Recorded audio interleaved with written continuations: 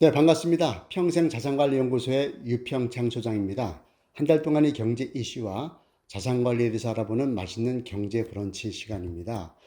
지난달의 토픽은요, 기준금리에 대해서 한번 알아보도록 하겠습니다.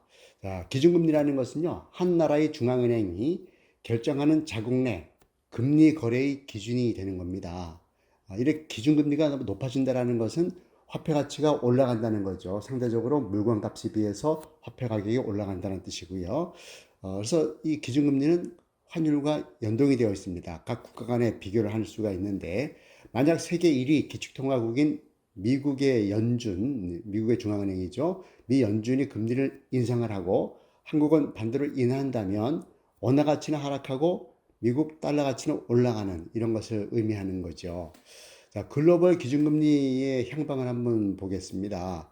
자, 미 연준은요, 2023년 7월에 현재의 기준금리인 5.5%로 인상을 한 다음에 지금까지 계속 1년째 지금 동결하고 있습니다.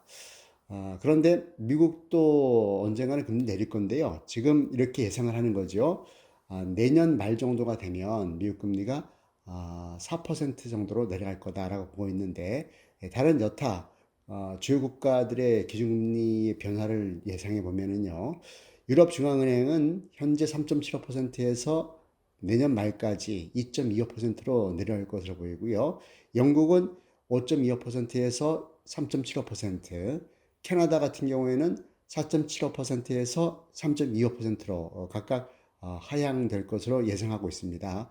중국 인민은행 같은 경우에도 현재 2.5%를 2%로 좀 내릴 것으로 보는데, 일본 중앙은행은 좀 예측이 어렵긴 한데, 기준금리 상단을 한 0.5%로 올해 말까지 올리지 않을까 하는 생각을 해보고 있습니다. 자, 우리나라의 기준금리가 중요하겠죠. 우리나라는 미국 연준의 기준금리 동향에 우리는 따라갈 수밖에 없는 상황인 것 같습니다. 그래서 미국 연준이 내년 말까지 4% 내린다고 치면 우리도 거기 비례해서 내려갈 것으로 보여지는데, 한번 지켜볼 문제가 되겠죠.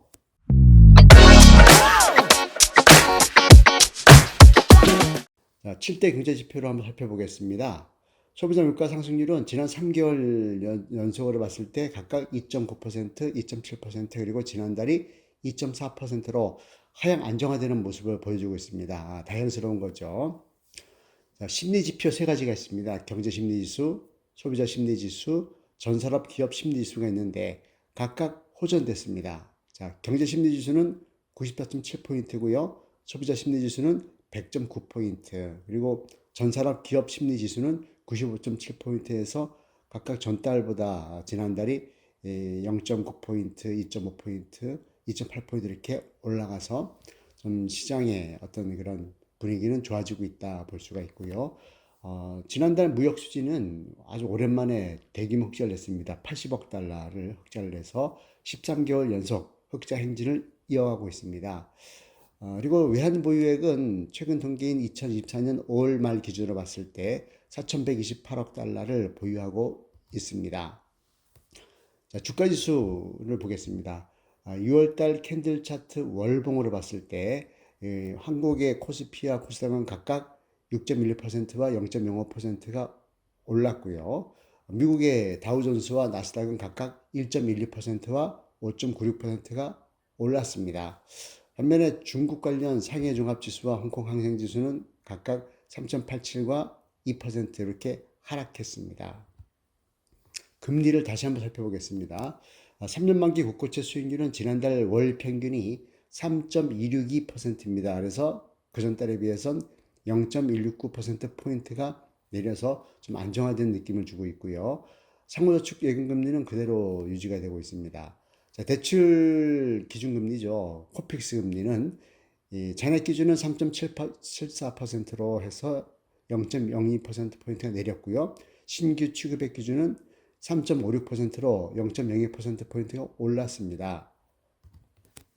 환율은요, 최근에 상당히 높이 올라가고 있는데, 지난달 월 평균 연달러 환율인 1382원 63전입니다. 그래서 그 전달에 비해서는 16원, 73원, 73전 정도가 올랐는데 이 환율이 1,400원 선에서 계속 움직이고 있는데요. 이 부분은 과거에 IMF 사태라든가 서브프라임이라든가 코로나 사태 이때를 제외하면은 가장 높은 수준을 보여주고 있습니다. 그 이유 중에 하나가 앞서 설명드린 것처럼 미국 연준의 기준금리가 5.5%인데 우리나라는 훨씬 못 미치는 3.5% 정도에 머물고 있기 때문에 그 기준금리 차이가 상당한 그런 영향을 미치지 않을까 이렇게 생각을 해봤습니다.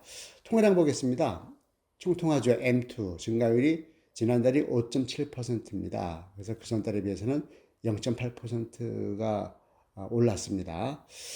그리고 투자자 예탁금하고 코스피 주식거래 대금, 주식형 펀드 잔액은 각각 54조 원, 13조 원, 115조 원 해서 소폭 약세와 강세를 보여주고 있습니다.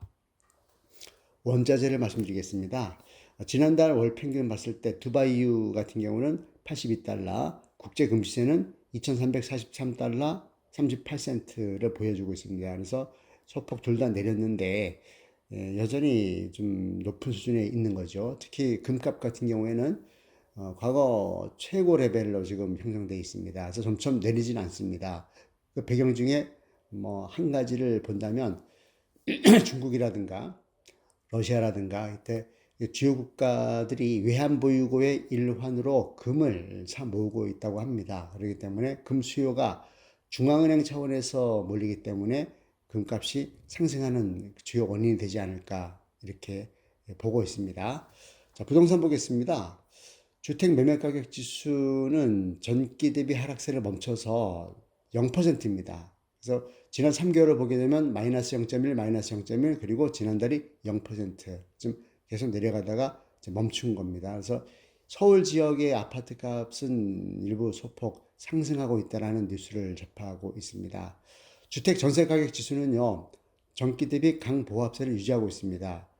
지난 3개월을 보면은 0%, 0.1%, 0.1% 그래서 플러스에서 움직이고 있는데 소폭 강보합세를 유지하고 있다고 볼 수 있겠습니다. 자, 이번 달에도 성공적인 자산 관리 하시기 바랍니다. 수고하셨습니다.